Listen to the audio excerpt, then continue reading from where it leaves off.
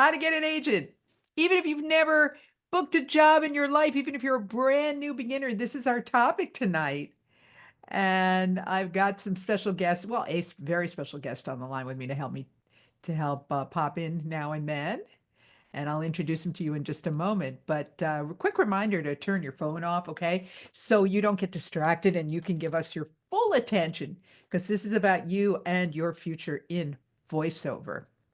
And you know what? If you've never been here before, if this is your first time on one of our spotlight trainings, would you please come in the chat and write first time so we can welcome you? Brian says being here is like having an agent. Well, that's great, Brian. That's what we're here for. So if you've never been here before, look, Carrie, welcome, Carrie. So nice to see you. Mike, someone on that iPhone, Lamar. Donna, can you make it so we can hear Deborah too? Because I don't think we could hear her. Bobby and Tana, Jonathan, yo. Great to see you. And also a big, great voice welcome for all of our friends who are coming back again and again. We're so happy to see all you guys here tonight. So, a quick check of the room. Do you have a talent agent? If you currently have one or more, would you type yes or no? So we can see where you're at. Okay. Most people don't have them. Not yet, says Mimi. No, says Ben. All right, that's okay. That's why you're here. Bill's not hearing the audio, Bill. Log off it. Well, he can't hear me. So he won't hear me say log off and log back on. I'll DM him after all the Okay, thanks. messages go by. All right, so you're totally in the right room because look, just bet nobody has an agent, and that's okay. So you're going to discover why agents are actually always looking for talented beginners like you. How to get noticed, get an agent even if you're brand new, and what a great agent does for you. And then we have an upcoming very special talent agent masterclass with a former talent agent who's also a member of Team Great Voice, TMR Lear. So I'll tell you about that too. So look, this is for you. If you are just starting out, and I got to assume that that's about everybody in the room, and you want to know if you need an agent or you can just go it alone, where to find those agents who are interested in new voices and talented beginners, and how to follow up with agents who won't take your call. This is an issue out there. How to get representation when you don't live in New York or LA, find reputable agents, get fairly paid without getting ripped off. And maybe you've heard, well, an agent could be helpful to your business, but you don't want to get it wrong or embarrass yourself. And with all that talk about AI, you're wondering if it's still even possible for a newcomer to get an agent or if the whole voiceover business is going to be a thing of the past. Don't worry, it's not. I'll explain why in just a second. But if there are new people on the line, so I'll introduce myself. I am Susan Berkley. I'm the voice of Citibank. I'm their signature voice. I was the voice of AT&T for years, and I come from a radio background. I did work for Howard Stern for a couple of years while I was on his show as his traffic reporter and a character on the show. And more importantly, I am a working professional voice talent. I have done this for over 30 years, and I do it every single day. And that's why I founded greatvoice.com to help launch you into this business as well. And I am so pleased and proud of all the people we've helped, all the people that we've helped launch into voiceover. And I have written a few books. You probably have my book, Voiceover Secrets Exposed, because that's why we invited you here. And I've written Speak to Influence as well, and have been featured in the New York Times, CNBC, and ABC News. So before I talk about AI, let's get David Brower on. I'm here. Hi, Dave. So Hey, nice to boss. see you. Nice to be seen. Yes, this is one of our great voice coaches. It's David Brower. He's one of our demo coaches. David is a dear friend and colleague and a former student of ours. Yep. Before you took the leap into voiceover full time. How long ago was that, David? You were my first mentor back in 07, and then I jumped into voiceover full time in 08. Oh my goodness, it's so awesome. And how many customers do you have now worldwide? Oh, over 600. Yeah, that doesn't suck. That's so great. So I thought I would invite David on because one of the things David has many talent agents, and actually he's an expert in offshore agents, and we'll talk about that in a little while, David. So sit tight because now I want to explain to everybody about this AI thing because people are kind of a little up in the air. They don't understand it. Like they hear, well, could it be taking, it talks, right? It quacks like a duck. Could it be taking over our business? Well, David, do you read the Wall Street Journal? I don't. Okay, well, this was in the journal not long ago, just a couple of months ago, an article that said, businesses don't trust AI. They haven't yet seen the value in it because of a lack of reliability. And the promise of AI could be farther away than a few years, David, into the future. So I and agree. here's, yeah, I mean, I do too. We'll get into this in just a second because, and I was talking to Adam Verder, David. Adam just did an amazing audiobook workshop for us. So Adam he's a top narrator and he does the audiobooks full time. He's reading books like 6, 7 hours a day. And he was hired to narrate a series of books for a major publisher. And he read the first few books. Then the publisher said to him that he was going to do the rest with AI. And Ouch. Adam said, okay, well, it's a shame, but he had lots of other work. So he said, let the guy go. But what happened was the guy came back with his tail between his legs not long after because the reader feedback on the AI narrated book was so bad that he immediately hired Adam to complete the remainder of the books in the series. And that's just one example. And, AI, it has its place. It's a useful tool. And it's probably, there's some kind of certain kinds of voiceover, like a voicemail system, even though I am the voice of Citibank, that nobody's going to care that it's not a human being, right? Right. Okay, let that go. But anything, even a commercial, you guys, when we do commercials, as I'm sure David can concur, we're directed and they want us to give nuance. They want us, I mean, they direct us a million ways, right? David and I, before the last election, we both did a campaign for Dean Phillips, who was running against Biden at the time. Unfortunately, he didn't make it into the primaries, but we were directed. I mean, those sessions were directed, and the producer was on the line with us and made us help us mold the read.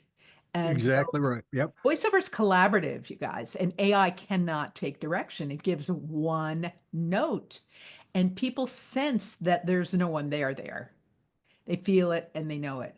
And AI doesn't persuade the way that we do. We compel people to buy because of the nuances in our voice and the spirit and the soul behind it, right, David? You want to share anything? Yeah. Did you happen to see the AI feature on 60 Minutes last week? I did not. So one of the main guys, if he's not the originator, one of the main guys with AI, he said, because they kept asking him those kinds of questions. Well, what about nuance? What about conversation? What about blah blah blah? And he said, "Oh, we're 5 to 10 years away from even thinking Oh, about that. wow. Thank you for sharing that. Yeah, a long 5 to 10 years. So, Long guys, 5 to 10 years. come Yeah. into the chat. Does this making sense to you? I hope this puts your mind at ease. I mean, it's out there, And I'm right? thinking, this is Hi, Deborah. Deborah. Even when they do, okay, so it's 5 to 10 years down the line, it's still this machine. How are you going to teach it all the things that I can do, that Dave can do, that Susan can do? Even, Well, where their head Mhm. is that the machines will teach themselves. Oh no. But that's, Yeah, I mean, yeah. that's So they exactly don't, what their that doesn't that's work. exactly what their mindset Yeah, is that the exactly. machines will teach themselves. So we have Yeah. no worries. Okay, good. And neither does Kelly. Mine. Kelly writes, not sweating it. Okay. Don's heard already some really bad AI spots. Yeah, you see, we know. All right, so let's get off of that and talk about the task at hand.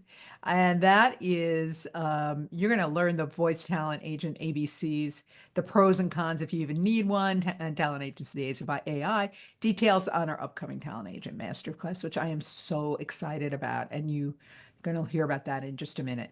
So there are three voiceover niches. I mean, in my book, I talk about 14, but three broad niches under which all the others fit, right? The biggest one is the broadcast niche, and that is commercials. Anything that sells anything, and you hear on TV, on radio, on YouTube, even podcasts. Podcast advertising, David, is huge now. Billions of dollars are being spent there. But it's commercials. It's the largest niche. It's over $300 billion. Nobody even knows how much is spent on these. And this is where the talent agents work because this niche has the potential for repeat business for them and residuals. So this is the niche that they work in. And then there's non-broadcast, there's e-learning, also a huge niche, and audiobooks, but we're not talking about those tonight. We're talking about this broadcast niche where all of you should have a demo for this niche. And it's so much fun, David. Don't you love to sell? Oh my gosh. It's Yes. my favorite thing to do. Maybe Yes. Boris too. Yes, I don't know. absolutely. I My love, favorite thing. Give me any piece of commercial copy. And Actually, my favorite thing to do is to coach students to get their demos. well, that's true. Yeah, Help that's my them favorite. sell. That's my favorite thing to do. And my favorite thing to do is what I'm doing right now with you Exactly. guys. Exactly. Exactly. Okay. So I think you guys get the point here that where agents fit. But do you even need one? Or can you get voiceover jobs without them? Well, you can, but there are four ways to get jobs. All right. So the first is auditions, and that is through agents and the subscription sites. Referrals is one, freelance sites is another, and direct marketing to a list of leads is the fourth. So, and these are all the things I teach here at the Great Voice Company. So you don't need an agent, but do you really want a three-legged chair and no pipeline to auditions that could completely change your life? And we've got some examples. I mean, if you happen to, well, we'll talk about that. I don't want to tip my hand here. So here's what an agent does for you. Number one, they get access to auditions and casting breakdowns you will never see on your own, guys. That we don't have access to this. So on the what are called the pay to play sites. So if you're new, these are subscription services. You can pay a fee and get auditions sent right to your inbox. But they're kind of cattle calls because anybody can audition. Cattle calls meaning lots of people audition, not with agents. Agents will send out a handful of people to their auditions. So your chances of booking a job when you're sent by an agent are so much higher. When you do book the work, they help you negotiate the rates and get top dollar for your services. So no one will negotiate for you better and harder than someone else, like an agent. We can do a pretty good job ourselves, but when it's astounding how much more they can get for us. And they provide the contracts, they handle the licensing fees, they protect you from voice theft. They do so much for us. They give obviously an aura of professionalism, which is great for beginners. And you can actually work with multiple agents in the US and abroad. There's no limit on how many agents you can have, except sometimes they make you sign an exclusivity for a part of the country, David, right? Are any of your agents, do they require exclusivity in any area? They're not. I have four in the States and four outside the United States, and none of them have that. But I've Okay. seen it. I just don't Yeah, have it. sure. I had an agent in LA for a while, so I couldn't have any other agents in LA, but I could have an agent in New York and Chicago, Yeah, so it's that kind of right. exclusivity. And you know what? They work with ad agencies. So advertising, of which David used to work. Did you have your own ad agency or I you work? did. Yeah. That's so awesome. So why don't you speak to that point about how ad agencies cast for spots? And they would call an agent, right? For Yeah, help. absolutely right. I mean, they, if with my ad agency, if a agent reached out to me, wanted one of my clients or whoever, voice talent to participate, we'd negotiate the rate. I'd have them record the audition. It would be very one, two, three, and very quick, very professional, very painless. And then if you don't hear anything, you don't hear anything, and that's okay. Yeah, and so the point being that an ad agency doesn't have the time, a creative director, to Correct. sit and listen to like 50, 60, 80 different voices there and to find the ones they want to audition for this particular opportunity. They're going to call an agent and have them do it for them and just deliver talent turnkey. Well, and the agent's only going to send out those auditions to a select few. He or she aren't going to send that audition out to everybody on the roster. No, exactly. And Yeah, also when an ad agency, so if your agency had a particular campaign you were working on and you're like, you would tell them very specifically the type of voice you were looking that's for. right. Exactly right. Can you give some examples of that? I'm putting you on the spot, but Yeah, it would be various kinds of things. Male or female might be okay. Uh, Age group would be certainly particular. Neutral or some accent. You just want to go through. It depends on the client, the copy, who you're trying to reach, what you're trying to accomplish, and there's all those variables that you need to figure out in advance, and then just put it together. and the agents keep rosters of talent, and their Absolutely. job is to classify us into different voice types. Yeah. And So they that have your demos on hand, so it's yeah, easy for them to share with clients. exactly. Is this making sense, guys, at home? Is this helpful? Come in the chat. It's sort of like David's giving us a window behind the scenes. Yeah, good. They like that, Dave. Great. All right. So here are 5 big benefits of talent agents. As David and I were saying, they help voice buyers find you and they can help turbocharge your success. We have students that have gotten commercials for Coke and for the NBA, some of them right in the first year or two of being in the business. It's astounding. They have lots of connections. That's their job. And they can access voice buyers you will never find on your own. And they take care of all the money part. So the negotiations are completely stress-free because you just show up and talk. They do it all for you. Yep. And they can get you in front of some very big brand names. I'm thinking of Justin Guarini. You guys might know that name. He was on American Idol and he's done some programs for us. And he was the voice of Little Sweet, the Dr. Pepper commercials for years. And his agent, he didn't want to audition for it. And she forced him to go into New York City. He was on Broadway and he'd just gotten home to Pennsylvania. She forced him to get on a train, go back in. And he was so angry. And he was like, there's just no way I'm going to get this. And he just threw it away, had a ton of fun, and he booked it. And it completely changed his life. He made multiple 6 figures over many years working for as the talent of Dr. Pepper. He might have even Well, if I'm not mistaken, that helped open the door to him with Disney too, right? yeah, I mean and he's on a lot Yeah. of cartoons and all kinds of things. So it's not just the spot itself, like you said, David, one opportunity leads to another, to another, to another. Yep. And we really why not be part of a team? Why not be part of a collaboration to grow your business? So here you are, David, in all your glory. Uh, I look younger. Oh, why don't you tell us about doing voiceover abroad? I think yeah, I don't have another slide on this. So you said you have agents and you have several overseas. So give us a little case study. I What's do. that like?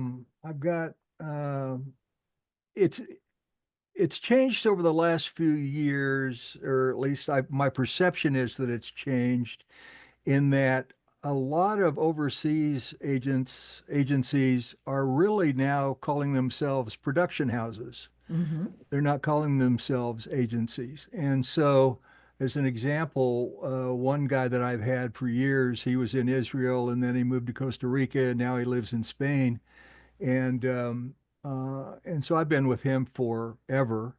And uh, and so it just, I'm blank on where I was going with that. But No, anyway, but let me remind you yeah. because tell people about some of the interesting jobs you've gotten overseas. Like weren't you did like voiceovers for Pakistan and Yeah, I that did. like One of what my the heck? first overseas one was for a strip mall in Pakistan, and of all things. And so they had a jingle in whatever their language is, and then they had my voice in English, of course. And then one of the good friends of the strip mall guy owns some motels there in that whatever town that was in Pakistan. And so he reached out to me. I did some work for his motels. I did the Turkey Army War College, In which the was, country of Turkey. yep. I did the Jewish National Fund. I did one of the interesting ones out of London was doing, there was a company that makes HVACs for yachts. And so I did some ads for them. I did an amusement park in Spain. I've done a couple of documentaries. I recent one was in France. It's called The Face of Ethiopia, and so yeah, it's just the work is so interesting, and there's so many opportunities out there to find that work. In fact, I just yesterday I thought, I haven't done a search like that for a very long time, and so I just went on Google and did a search for production houses worldwide, and I'm going, holy crap, I need to get out there and get in front of some of these people again, Exactly. Yeah. I mean, you know? people don't they're not as proactive as they could be. And now that you're sharing all these great opportunities, let me check in with our folks that are listening. Can you see how cool this is and how this can grow your business? Because the other thing, David, is when you're auditioning overseas, there just isn't as much competition, is there? Well, there's not. Now, one of the most interesting ones, I almost forgot. One of the most interesting ones was for a high class cigarette company in Poland, and then right across the border in Kiev was another client that I did for a business software program. During the And war? yeah, That's the yeah, Ukraine. it was just 2 years Yeah. ago. Wow. Just two So years ago. they're thinking of it, they're making plans for after the war. Maybe they're working now that way. Yeah, because they are known for their coding abilities and for their Exactly. yeah, Yeah, in exactly. So Ukraine. it's fascinating to me where some of these jobs show up out of nowhere. I mean, like the one in Poland, they were selling high-end cigarettes and they were going to break into San Francisco and New York. Oh wow. And I'm going, okay, let's do that. Who knew? That is So so you're on the great. phone with a client, a producer, an agent. I was on the phone with like four different people, creative type, and so you really have to work on your listening skills so that you're not talking over people because it's all about them. So you want to be able to be listening and taking direction beautifully, and it's just fun to work with in those environments. So that is so cool. So what you're saying is you did a directed session you were in your home studio and they were on the phone directing Yeah. you. Yeah, Yep. all the people. So yes, so this is an international talent agent. You have several of them, or you have more, you have just one I have four right now. Yeah. international ones. Yeah. That is so cool. Great. And how did you and is this the type of thing that a person having a demo, just submit the demo to them? Yeah, it's not unlike agencies in the States. You want to look very carefully at their website, first and Mhm. foremost, to see if they are accepting demos, see if they're accepting representation requests, number one. If they are, then more often than not, they will have very specific instructions on how you need to do what you need to do in order to meet their criteria, which means follow whatever their instructions are to the letter, and otherwise you won't even get considered. So That's they're great. very, very, very specific. Like my guy who lives in Spain now, he's not even taking any American voiceovers right now. He's just got so many. Yeah. But there are so But many out others there are. that are. Yeah. Exactly. And open to beginners, really. Oh, If you way have a open to voice, beginners. if you have a When you voice have a type, demo, go ahead. you're a professional. Exactly. Did you guys hear that? When you have a demo, you are a professional. So they don't sit and say, tell me what you've done. They No. listen to the demo, and obviously if you do it with us, It's going to sound fantastic. All our demos do. That's And right. they're not even going to think twice that you haven't done this before. And so they're going to say yes or no on the merit of your demo. That is fantastic. Right, Lynn? It absolutely is good to know. You don't even need, you basically, your demo is your resume. That's And right. because if you could produce it in the studio, directed by David or Deborah or somebody on our team, what you could do the same thing for a client. Absolutely. Absolutely. Yeah. Brian's you demonstrate through your demo that you can do this. Yes, You exactly. demonstrated it in your demo. Yeah. Mhm. Good point. I'm glad we brought that up because I hadn't thought to mention that. All right, David, thanks. Don't go away because I want to get your input as we go through this.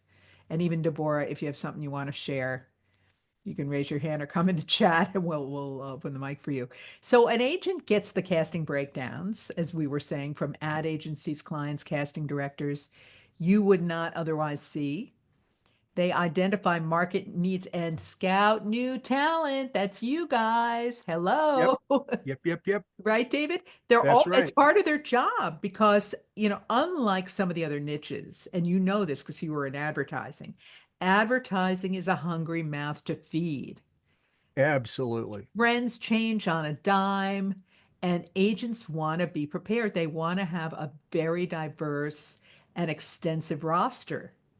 Absolutely. People Yeah. leave the business, people all the time, or and so there are holes in rosters all the time and new things that are developing as trends change.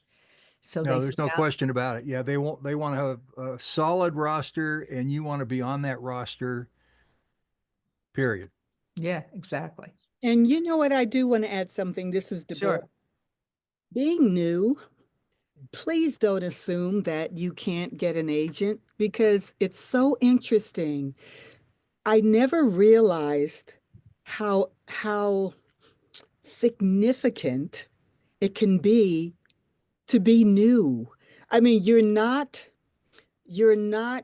poised and you're not all perfect and announcery sounding. You're new. So you don't, and they're asking for that. I get all these auditions and I see that they're saying, we want you to just sound like Yeah. you. Just want you Yeah. to sound, conversational. And please don't underestimate that your newness can really work for you. Absolutely. And I booked things when I was starting out, and they told me the reason that I booked it was because I didn't sound like everybody But else. you That's So weren't right. all I polished. wasn't all polished, and now I have to get unpolished. I spent the rest of Exactly. my Me too. career unlearning, how not to sound Unlearning. all roughing myself up. Anyway, so they scout new talent like you. They put those signed client demos on their website to help market you. They select the talent for auditions. They compile auditions that they send to clients with recommendations. They schedule the booking. See what they're doing?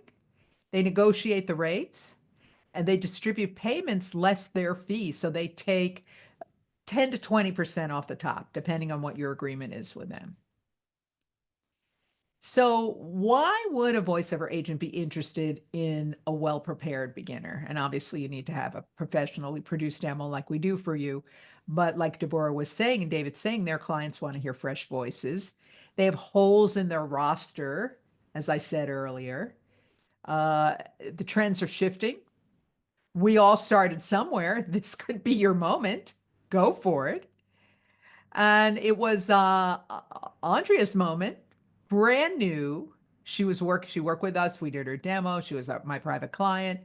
She got the top agent in Houston, the one everyone wants, Pastorini Bosby. They sent her out and she booked a drink for Coca-Cola. And she got an agent in Chicago and booked a radio TV spot for the Columbus Zoo Polar Express.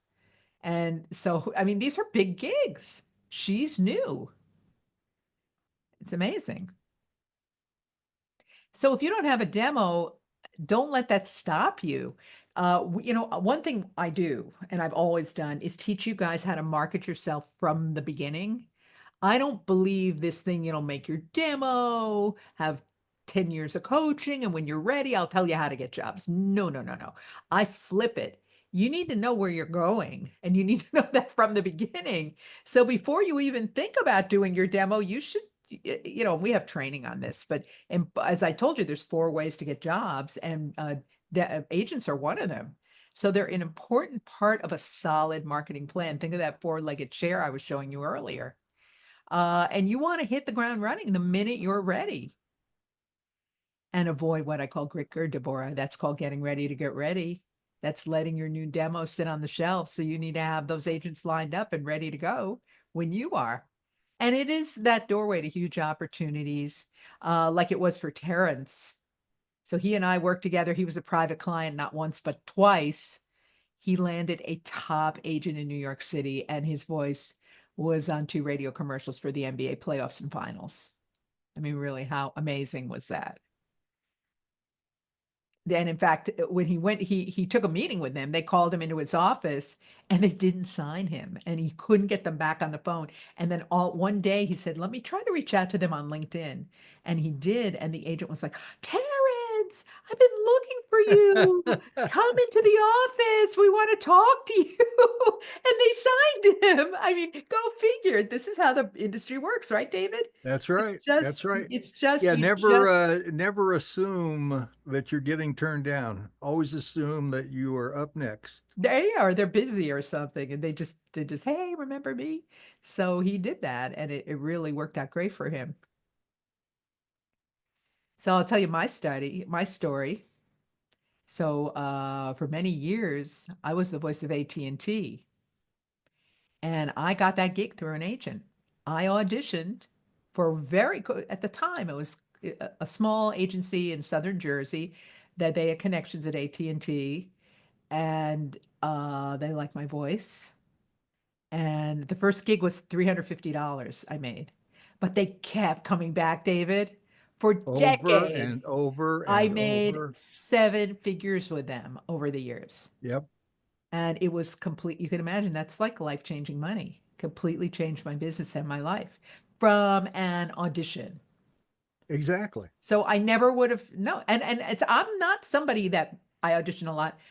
I don't book a lot. I'm going to be totally honest with you guys. And I think many people don't, but we keep doing it because every now and then you get something great. And certainly Yeah. if our students tell us all the time, they're on the pay to play services, but they make their money back, and it's completely worth it because they're practicing, they're getting penny. They might actually, book something from practicing. So it's part of what we do. We're actors. Actors audition. Most actors don't book everything they audition for. It's what we do. And that's why there are 4 ways to get jobs. That's And, right. you're doing all the other things as well. So that was pretty cool. I had no clue when I booked that first job what it would turn into. How about, okay, so say you got a job, right? Like me. This is a true story. I had 2 jobs I had booked, and then I got terribly deathly ill. And I both of them had deadlines. And I was so sick I couldn't even really talk on the phone or anything. An agent jumped in and saved me. Talked to those 2 different, it was a video game and it was an audio book. And she saved me, and they waited for me to get well. That is so That's beautiful. I mean, huge. so it's not just about the negotiations and the auditions and everything. They really will fight for you. They'll say to the client what you cannot say. And in this Well, case, and you that couldn't because speaks to you had your laryngitis. You Right. didn't Yeah. have a voice. Oh, I was sick. I was And deathly ill. I was in bed for a month and a half. Oh and no. if Oh that my. if you don't get paid, they don't get paid. So that they're going to speaks do everything to they that can. speaks to your relationship with the agent, because they wouldn't have went to bat for you if you didn't have a good relationship with them. Right. That You That's is, know, right, so Dave. yeah, that that's speaks a great volumes for you, story. my friend. Good job. Yeah. What a great example. Folks, is this making sense? Do you see now why this could be so important to your voiceover business?